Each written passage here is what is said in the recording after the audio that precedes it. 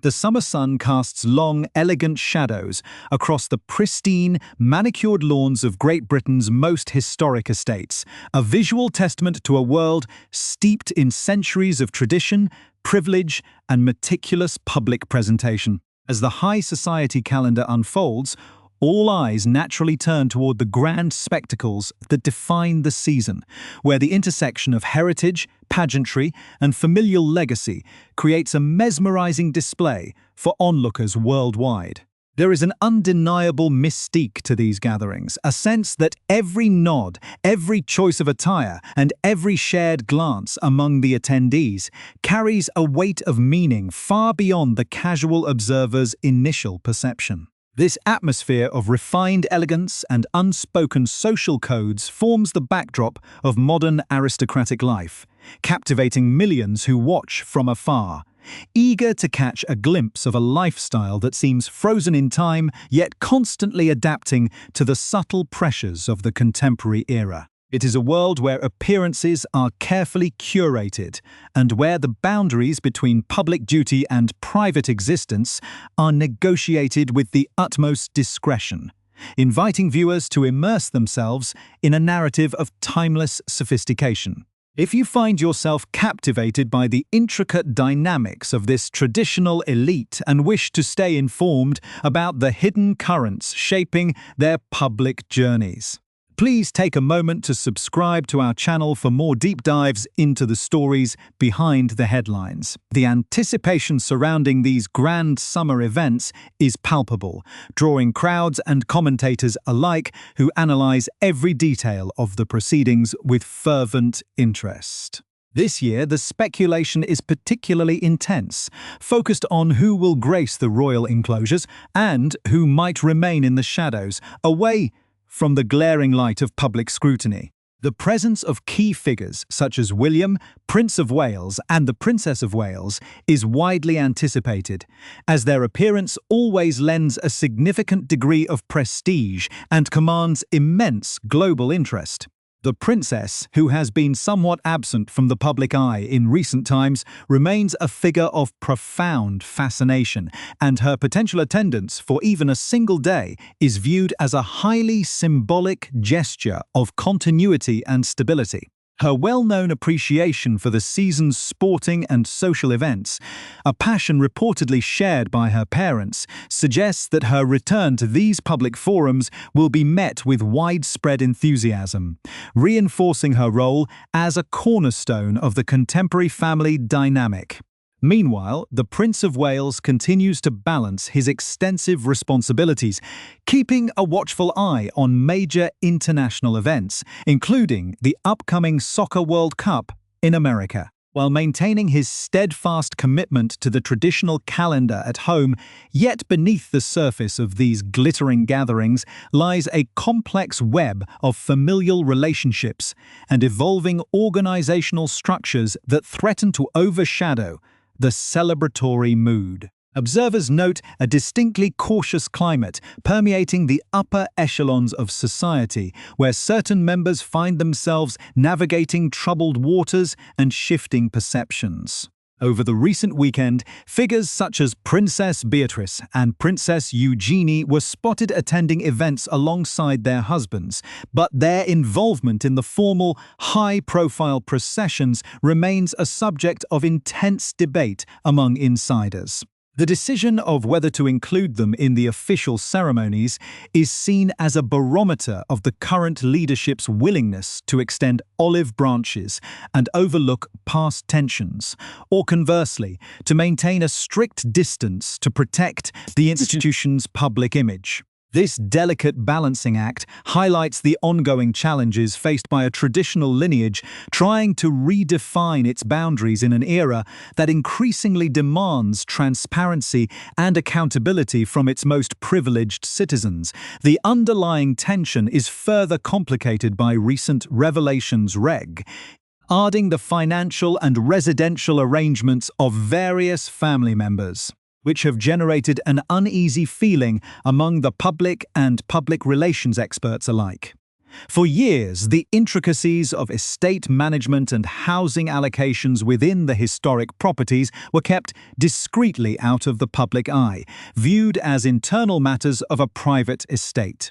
However, the publication of detailed financial reviews, specifically from organizations like the National Audit Office, has illuminated the substantial assistance provided to certain individuals, sparking a broader conversation about fairness and economic responsibility. It has emerged that significant funding drawn from private incomes, such as the Privy Purse, has been utilized to cover the residential costs of Princess Beatrice and Princess Eugenie at their prestigious London residences, including apartments at St. James's Palace and Ivy Cottage on the grounds of Kensington Palace. These arrangements, while rooted in historical precedents, established to ensure the security and stability of the family's younger generations, are increasingly difficult to justify in a modern economic landscape. The explanation often provided by institutional insiders hinges on the unique nature of these occupied historic properties, which require stringent security clearances and specialized management to accommodate residents. Because of these constraints, the rental values are adjusted significantly below the open market rate, often hovering around 64 to 68% of what an ordinary citizen would pay for comparable luxury lodging in the heart of the capital. Yet, rather than the occupants paying these discounted rates themselves, the bills have been covered by the central leadership, creating a scenario that many critics view as an unsustainable double standard. This financial cushion stands in stark contrast to the experiences of other family members who have been expected to stand entirely on their own financial feet, or who have faced outright eviction from their traditional homes following public disagreements and controversial publications. The disparity in treatment has not gone unnoticed by those who have chosen, or been forced, to pursue a life outside the traditional structure. For individuals navigating the highly competitive global media landscape, relying on public speaking engagements, book deals, and commercial ventures to maintain their lifestyle, the knowledge that their relatives continue to enjoy subsidized palace living can be a source of profound resentment. This dynamic introduces a powerful element of friction into the broader family narrative, as accusations of favoritism and hypocrisy simmer beneath the surface of the official unity. The debate over who is allowed to enjoy a hybrid lifestyle, maintaining private careers while benefiting from institutional perks, remains one of the most contentious issues facing the modern elite, promising to reshape the public's perception of heritage and privilege in the years to come. The delicate balance between public service and private enterprise has become a central point of contention within the modern British monarchy, exposing deep-seated frustrations and differing expectations among its various members. At the heart of this brewing conflict is the controversial notion of a half-in, half-out lifestyle, a concept that was famously championed and pursued by the Duke and Duchess of Sussex before their dramatic departure to California. For Prince Harry and Meghan Markle, the original desire was to establish a groundbreaking framework where they could continue to represent the Crown on selected official duties, while simultaneously enjoying the freedom to pursue highly lucrative commercial opportunities in the private sector.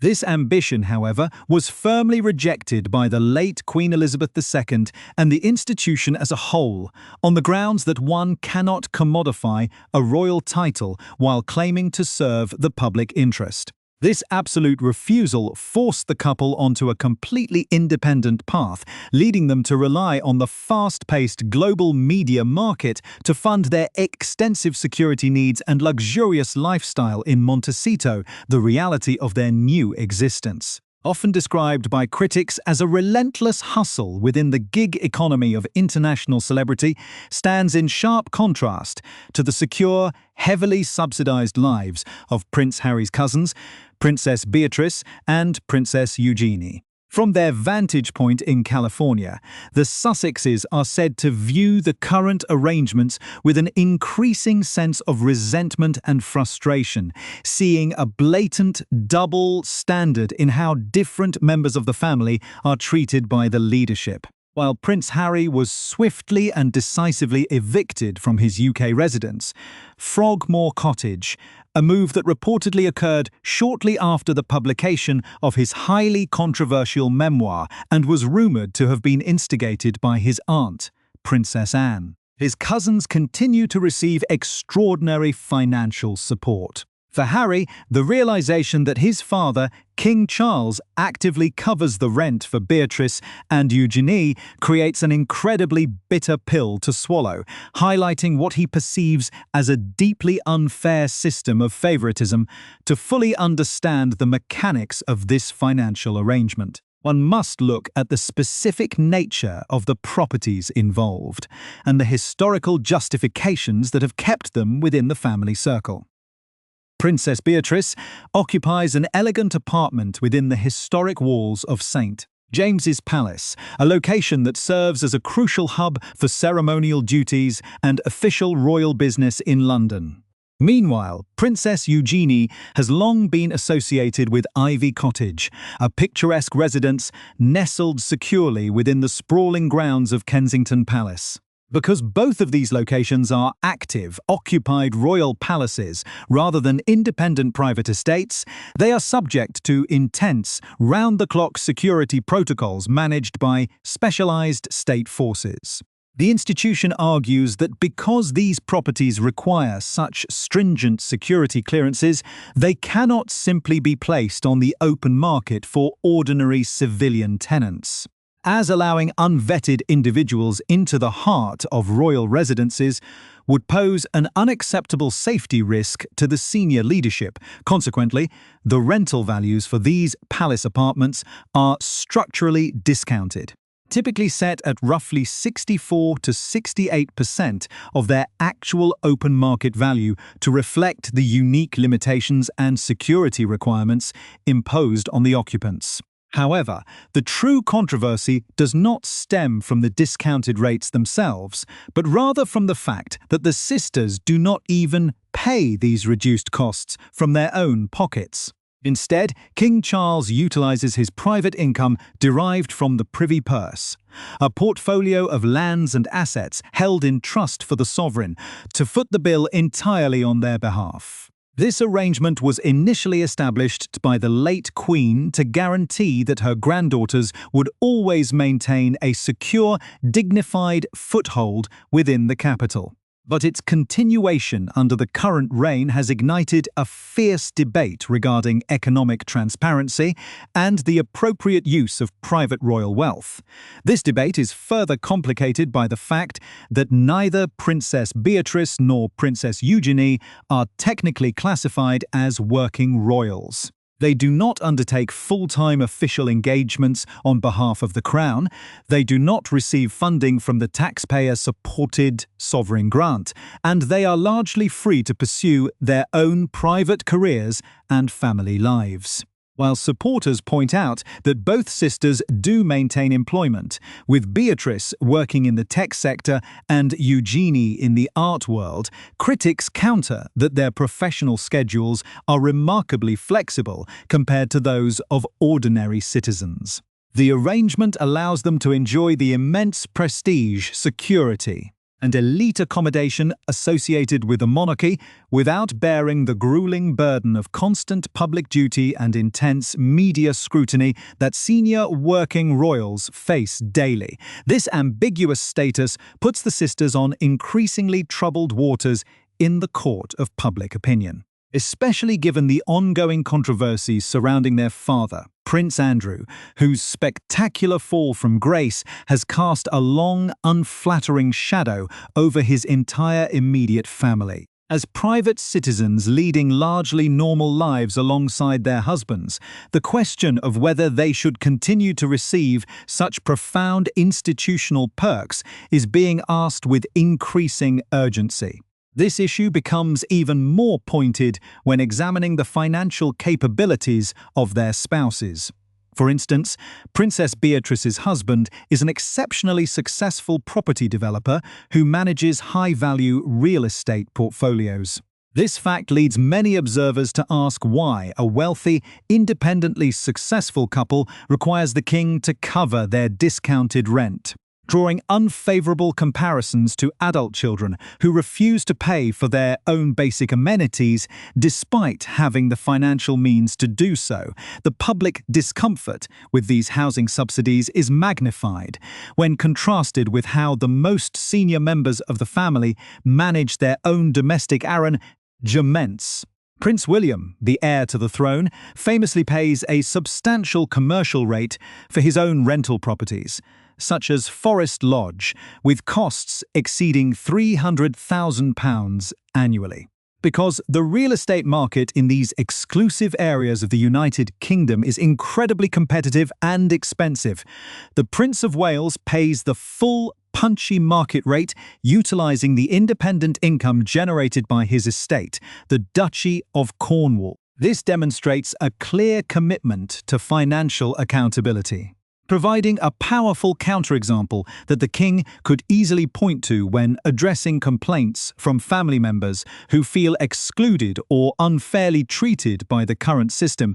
The stark divide between those who rely on institutional handouts and those who operate independently has created an ideological rift that threatens to destabilize the family's carefully managed public relations strategy. For the Sussexes, sitting in their mansion in Montecito, the disclosure of these deeply entrenched rental agreements serves as validation for their previous complaints regarding institutional hypocrisy.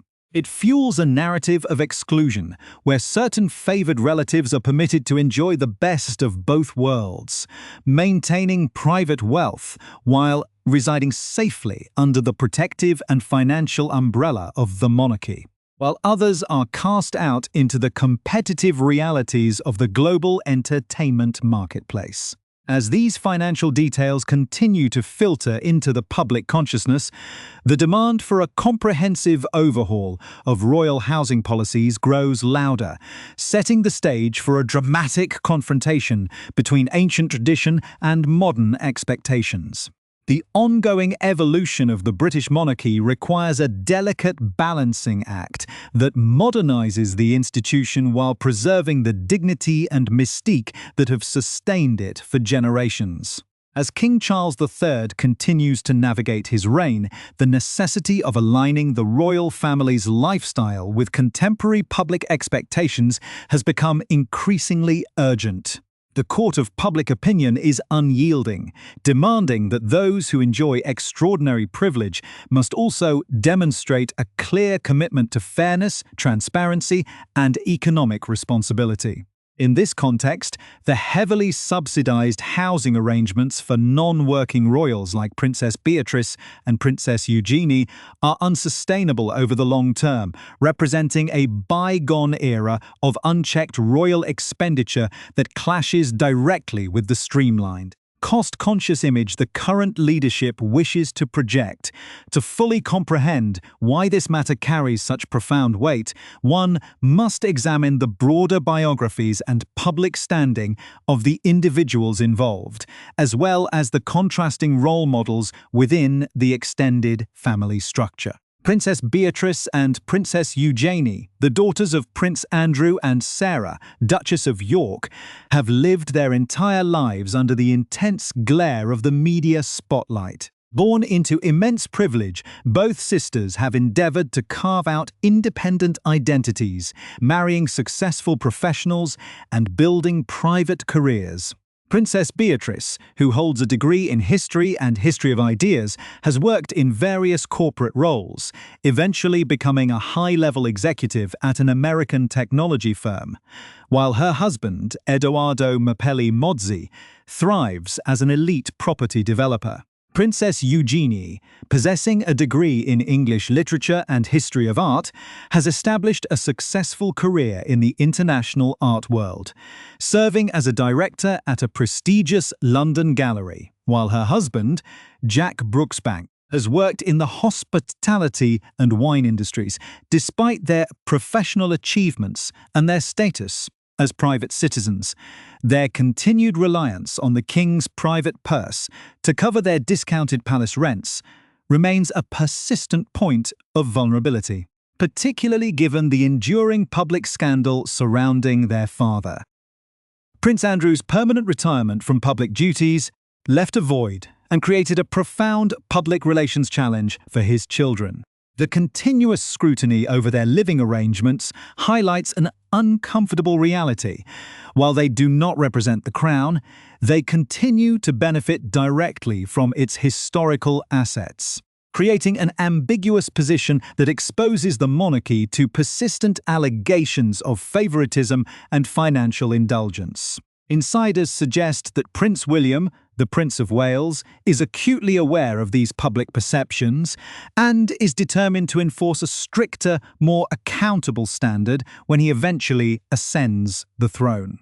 Prioritizing an institution that justifies its place in modern society through demonstrable service rather than inherited luxury, in sharp contrast to the complicated dynamics surrounding the York sisters. Other members of the family have successfully established a flawless blueprint for how to navigate life as an aristocratic private citizen. Zara Tindall, the daughter of Princess Anne and the granddaughter of the late Queen Elizabeth II, stands as the gold standard of modern royal conduct, demonstrating that it is entirely possible to maintain a dignified, effortless relationship with the family while being completely self-sufficient.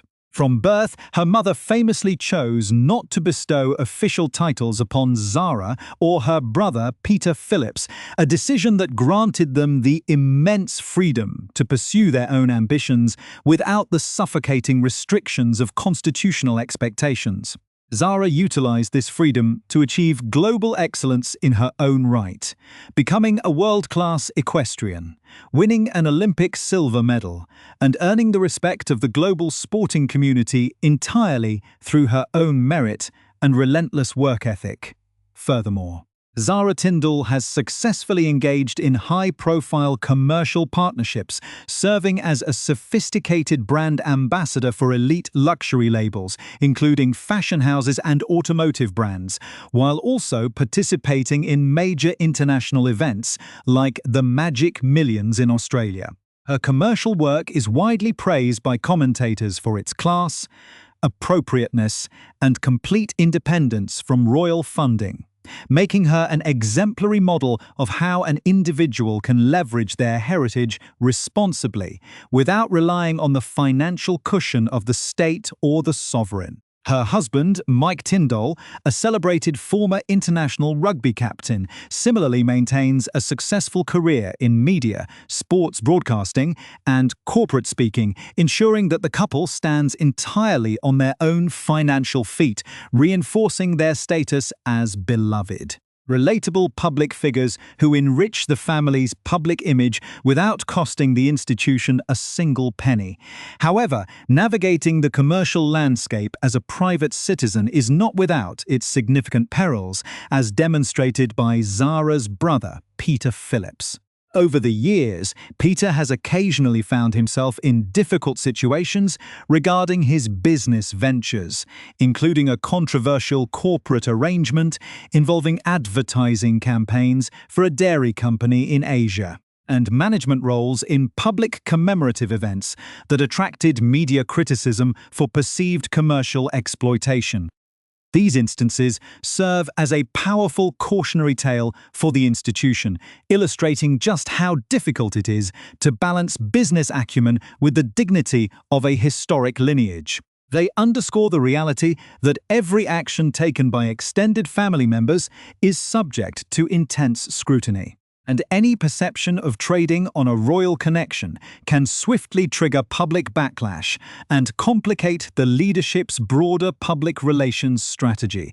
The profound contrast between the independent success of the Tindalls and the subsidized lifestyle of the York sisters is undoubtedly a source of intense observation and discussion among those who have relocated across the Atlantic. For the Duke and Duchess of Sussex, observing these complex dynamics from their estate in California provides a continuous source of reflection regarding their own experiences within the institutional structure.